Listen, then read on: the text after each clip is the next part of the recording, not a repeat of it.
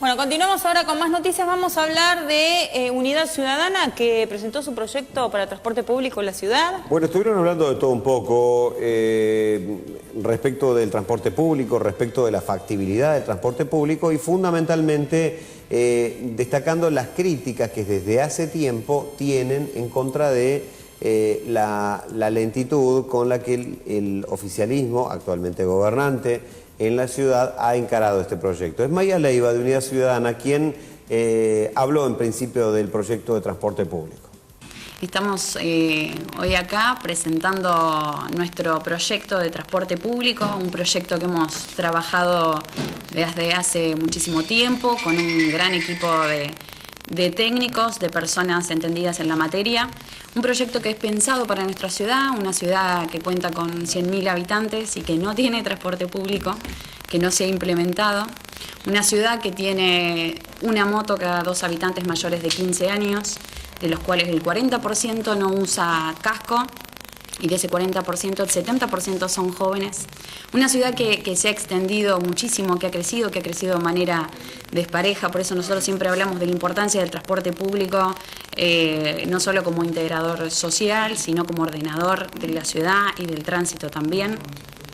Y que además este proyecto y la importancia del transporte público responde a varias problemáticas que tenemos en la ciudad. En principio, la imposibilidad de trasladarse, no solo muchos jóvenes en nuestra ciudad para poder llegar a las escuelas, sino los jubilados y los pensionados que no se pueden trasladar en la moto, que no tienen movilidad o que la verdad se les hace bastante caro poder trasladarse.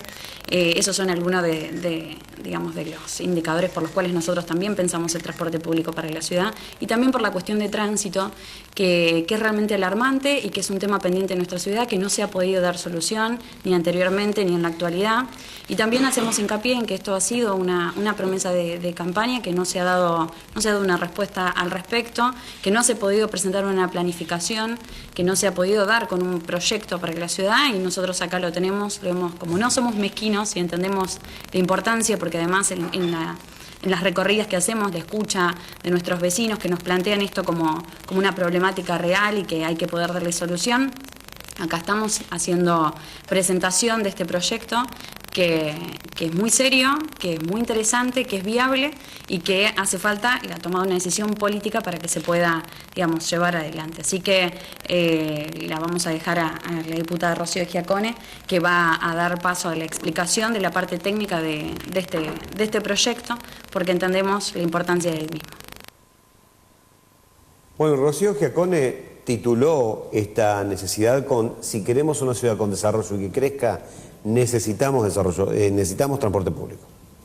Si queremos sentar bases de una ciudad fuerte, que las obras tengan un norte y que no sean simplemente el dinero que nos puede venir de provincia o dinero que nos puede venir de nación, y que sean un municipio un mero administrador de fondos públicos, nosotros necesitamos un municipio que gestione, que tenga gestión municipal. Y básicamente en eso es que basamos la propuesta de transporte público, que como verán, nuestra idea es que hay que crear una empresa de transporte comunal, como una sociedad del Estado, local, obviamente, con una asamblea que estaría a cargo del Poder Ejecutivo Municipal, un directorio con un presidente y 3 directores, y obviamente la sindicatura, síndico titular y suplente. Por supuesto, para planificar, gestionar y controlar. Las funciones de la sociedad, si bien nosotros tenemos planificado una serie de recorridos, obviamente que estos recorridos se van viendo a medida que que empieza a circular la gente y que se empieza a mover la gente. Ustedes saben que, sobre todo con la impronta que tuvo el Procrear en Junín, que hubo más de 1000 construcciones, la ciudad se expandió muchísimo. Entonces, a veces uno no dimensiona las distancias que está teniendo Junín, y sobre todo también las rutas que nos cruzan a nosotros, aún si llegase o cuando llegue la autopista, también todas las casas que están cruzando lo que va a ser en su momento la autopista, también va a haber que tener en cuenta eso. Obviamente las funciones de la sociedad serán establecer los recorridos o ir viendo, cuáles funcionan, cuáles hay que extender.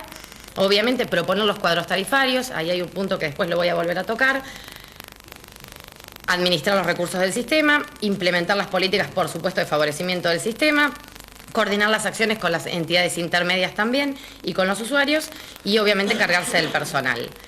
Los ingresos del sistema se sustenta con la recaudación por la venta de pasajes, con los subsidios al sector implementados por el Estado Nacional. Acá voy a hacer un punto porque el 95% de los distritos que tienen colectivos tienen subsidiado el gasoil. Yo he escuchado a algunos funcionarios dar declaraciones como que Junín sería la única que va a tener el subsidio del gasoil. No es así, el 95% ya los tiene, o sea que nos estamos perdiendo ese beneficio los juninenses. Y por supuesto un aporte dispuesto por la municipalidad. Acá es donde yo hago el foco en la gestión municipal y no meramente en un municipio administrador de fondos públicos. Necesitamos gestión. Las características, ahí tenemos el parque móvil que nosotros proponemos, son 15 unidades para arrancar. Bueno, ahí están los detalles obviamente de lo que serían las unidades. Acá hay un tema porque se habla de unidades más chicas y en realidad si lo pensamos a largo plazo, las unidades tienen que ser grandes, porque si uno piensa en una unidad puesta en la puerta de una escuela, una unidad de 20, digamos, aunque tenga un recorrido cada 15, 20 minutos, es deporte chico. Y los técnicos lo que nos recomiendan es, para que sea más sustentable a largo plazo, que sean las unidades más grandes. Obviamente hay unidades modernas, adaptadas a las ciudades. Digo, no nos imaginemos el viejo colectivo que todos tenemos en la cabeza, que recordamos que hemos usado. Asumir una nueva concepción respecto al transporte público y tomarlo como un servicio público y no solamente como un negocio que tiene que resistir solo desde los números. Me parece que la función del Estado no es solo la eficiencia, es también la eficacia. La eficiencia es muy importante porque tiene que sostenerse de algún lado financieramente, pero digo, si la ausencia de transporte público repercute sobre un montón de otras variables, como por ejemplo el índice de accidentología que tenemos en Junín, donde vemos que el hospital regional está desbordado fundamentalmente de accidentados. Si vemos que toda esa gente, muchos de esos accidentados son retirados de la vida productiva, muchas veces porque no pueden seguir prestando tareas por el accidente que tuvieron. Si solamente consideramos que un servicio público de transporte bajaría el nivel de accidentología porque retiraríamos vehículos de la circulación que ya no serían tan necesarios, creo que ese solo beneficio colateral, digamos, justifica que el Estado invierta en cosas como esta, no haciendo los números de cuánto pongo, cuánto saco, sino considerando todo el beneficio extra. Yo creo que nadie consideraría, por ejemplo, que si la recolección de residuos se convierte en deficitario, tiene un costo muy alto, el Estado va a dejar de poner en eso porque sabemos que mejora las condiciones sanitarias, que mejora hasta hacer más vivible nuestra vida. Bueno, lo que pretendemos es que el transporte público empiece a ser considerado un servicio público y que, aunque demande poner recursos extra, que eso está justificado por todos los beneficios que brinda.